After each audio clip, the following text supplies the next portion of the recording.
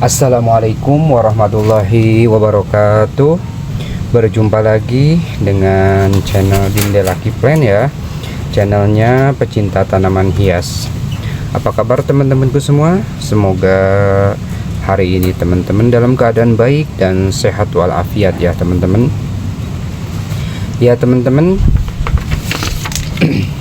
pada kesempatan di video kali ini saya mempunyai tanaman hias sansevieria ya teman-teman ya, yang beraneka ragam ya teman-teman ya, mulai dari yang melingkar, roset, yang ngipas, yang hanya sedaun, yang meruncing, dan yang flat ya teman-teman ya.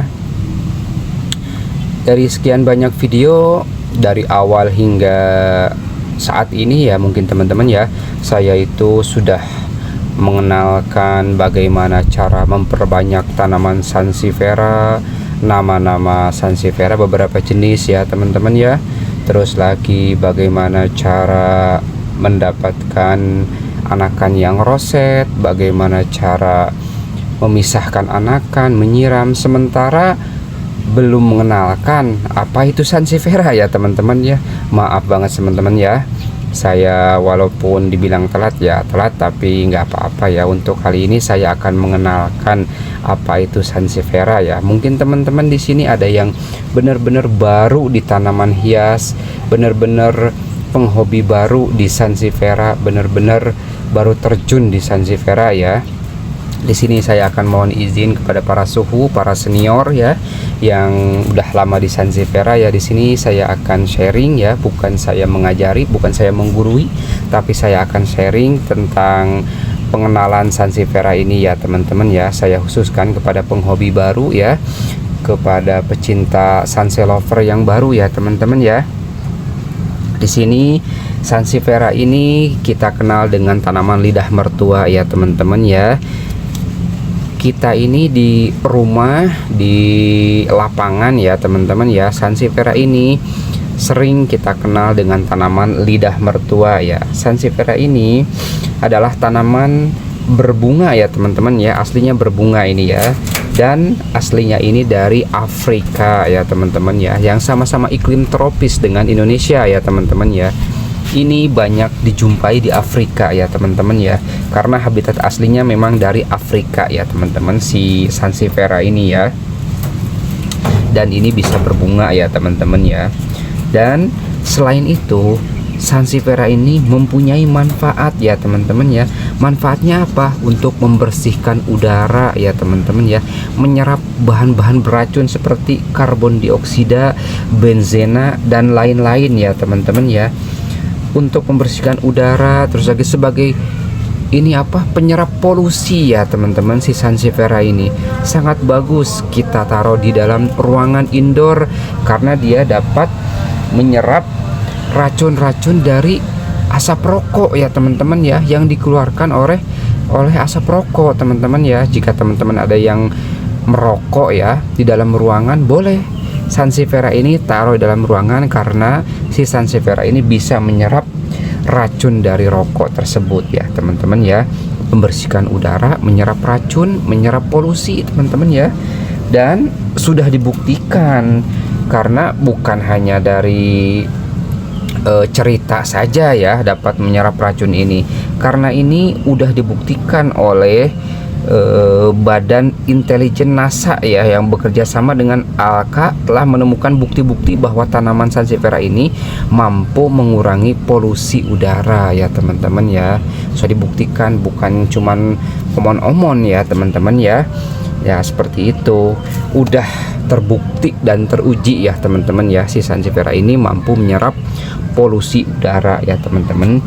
Dan si sansevieria ini mempunyai beberapa jenis ya teman-teman ya, banyak jenisnya ya. Tapi kalau misalkan dilihat dari jenisnya itu cuma ada dua jenis, spesies dan jenis hibrid atau silangan ya. Spesies itu jenis asli ya teman-teman ya, asli murni ya, tanpa ada campuran ya teman-teman ya. Kalau misalkan yang hibrid itu antara silangan antara dua pohon ya teman-teman ya. Ini hibrid contohnya nih, seperti ini hibrid ya.